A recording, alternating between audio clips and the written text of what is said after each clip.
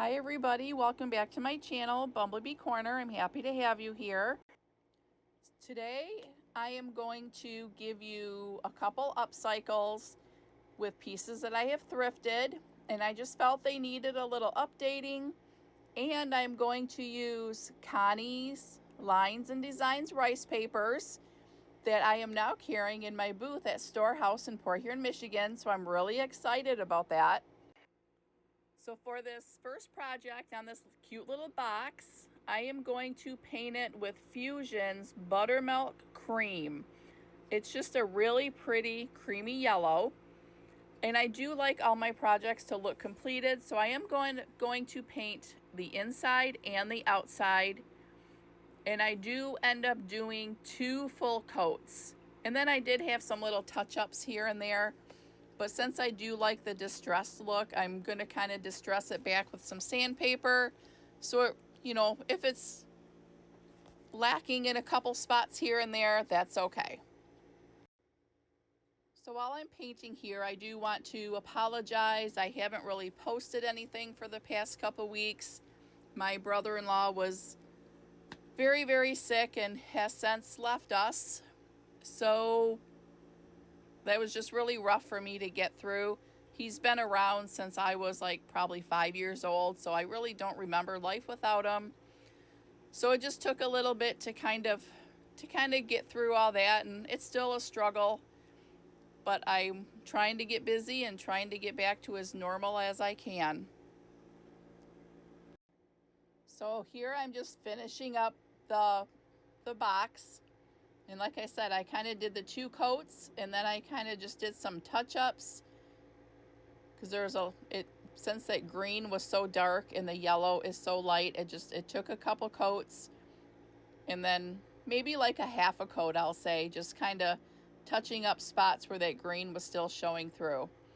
And then I'm just going to get the back painted just so that it looks completed. And then we're going to move on to my favorite part, and that is going to be applying the rice paper.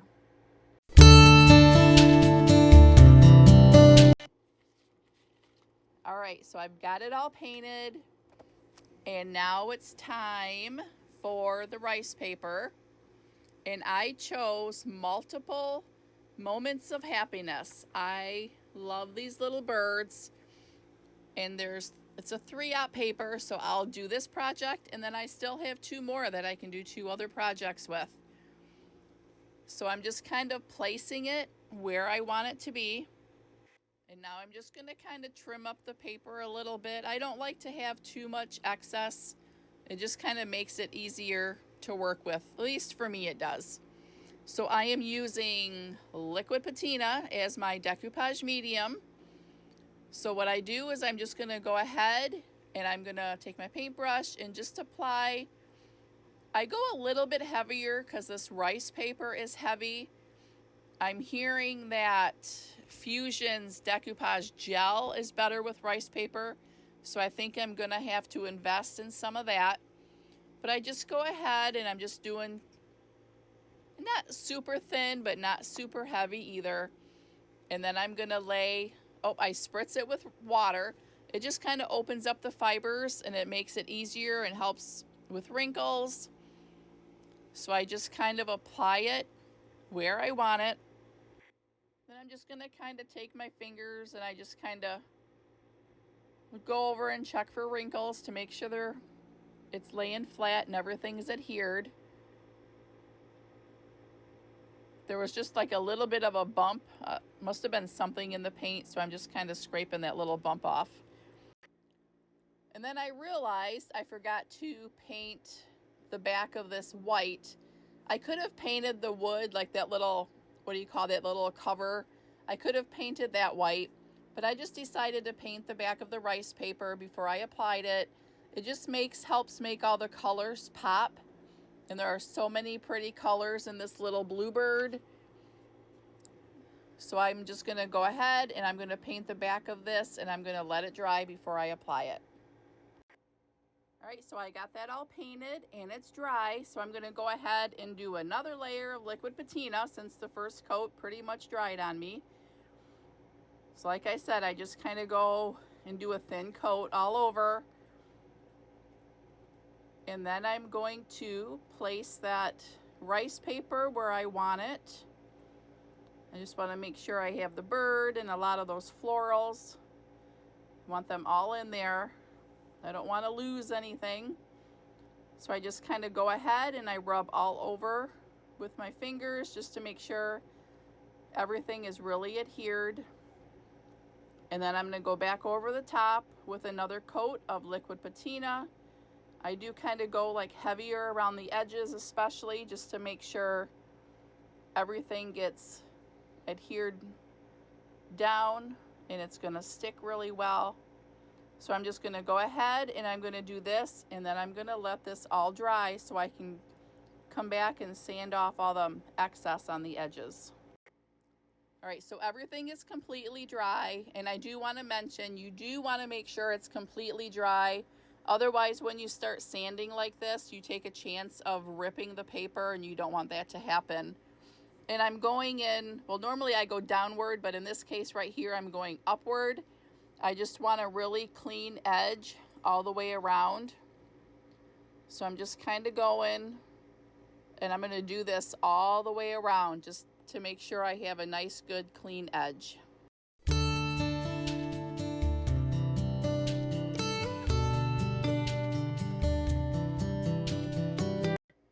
Look at this little bird, you guys. Isn't he the sweetest thing ever? I absolutely love birds, and I feed the birds all the time. And when I left my full-time job in the schools, the teacher that I worked with, she got me a little one of the bird feeder with the cameras on it, and oh my gosh, that thing, I love just to sit if I can't see it, I'll just turn it on my phone and just kind of watch to see what birds are coming. I get a lot of, there's cardinals and mourning doves and just little finches and little wrens.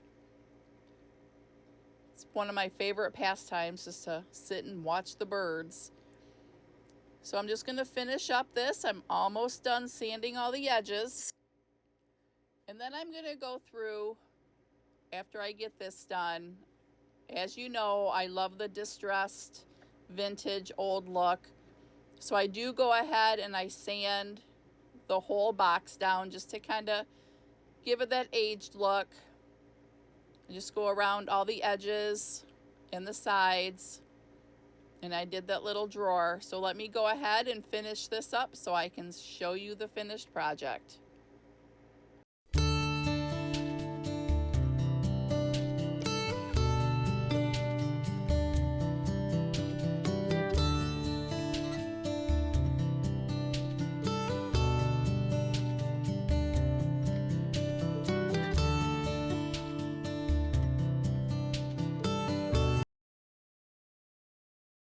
All right, so here is project 2. I have this little frame that I thrifted. It was like $2.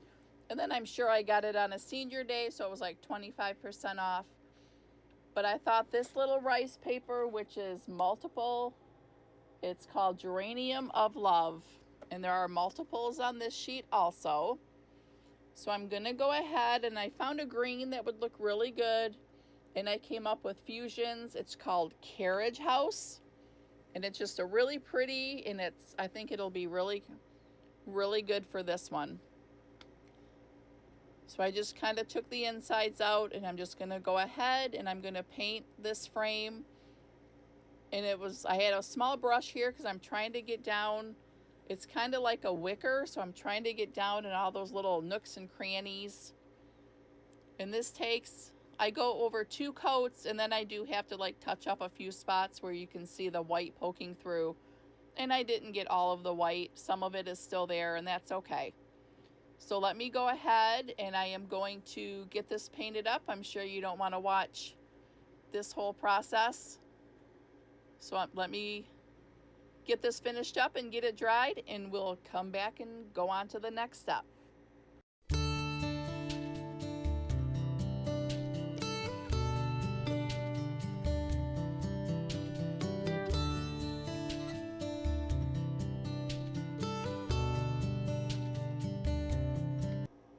What do you guys think of this green? I think I am in love. I think this could be one of my new favorites. So here I want a white background behind the rice paper. So just took the glass from the frame and I'm just going to trace the size that I need, and I'm just going to cut that out. And then I'm also going to take that rice paper and I just kind of use the glass as just so I kind of know where I want to cut. So I'm going to do the same thing with this. I'm just going to kind of trace out where I want it. And then I'm going to go ahead and cut this out too. And I love this background of the music sheet. It looks amazing. So here I have everything cut out. So I'm just going to go ahead and take that price tag off the frame. And now I laid down the rice paper, which is Geranium of Love. And then I laid down the cardstock. And then there was a piece of styrofoam. It just kind of added just to hold everything in place. And then I decided the frame part just needed a little something. So I thought I'm going to add some white wax. So I went over with the clear wax just so that some of that white wax would be a little bit easier to wipe it off and just gave me a little better control. So I'm just going to go all around the edges with just a light layer of the clear wax, which is also, it's DIY. So I just go around all of the edges with that. Tell me your thoughts in the comments. Do you like it better just exactly the way it was without the wax? Or would you have added the wax to it? I don't know. I just felt like it needed a little something. But I'd love to hear your thoughts in the comments. All right, the clear wax is on there. So now it's time to add the white wax. I contemplated doing the dark wax, but I don't know. I just kept coming back to the white. So here I'm just going to do a light coat all the way around. I think this is going to look really good.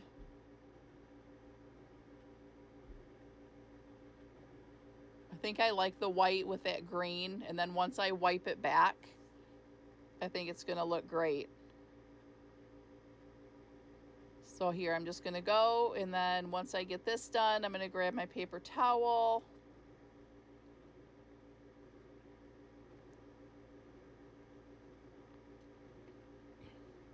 All right, I always like to hold it with one paper towel just so that I don't get fingerprints and stuff all over. Not that it would probably show with this wicker, but I still do it. What do you think, guys? I'm thinking I like it. Just gonna keep wiping just till I get that desired look that I like. I think it looks really good. And I didn't like glue or anything this, like the decoupage or the rice paper permanently, so it could be switched out. This would be perfect. You could switch it out for the holidays, even for fall. It'd be a great fall or for Christmas, and then you could bring it right out for the spring. I think it's great for year round. Are you ready for the final reveal? If you like this type of content, make sure you like and subscribe to help my channel grow.